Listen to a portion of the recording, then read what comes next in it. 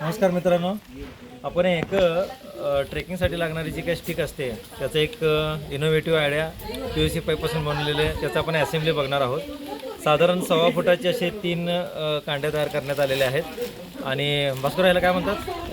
हा MT, हां हा MT, हा FT. ठीक आहे. हा MT आणि हा FT म्हणून असे जे पार्ट्स आहेत आणि हे कॅप आहेत, 2 कॅप. खाली याला स्क्रू लावलेला आहे होल मारून. तर ह्याची ह्याने असेंब्ली तयार केलेली आहे. ग्रिप मिळावी म्हणून इथं लेस लावलेली आहे आणि इथं थोडंसं एक नटबोल्टचं एक सिस्टीम तयार केलेली आहे जेणेकरून हात त्याच्यामध्ये तटावा.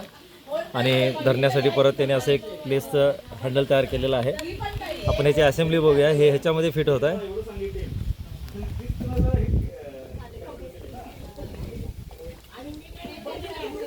त्यानंतर हा पार्ट ह्याच्यामध्ये फिट होत आहे.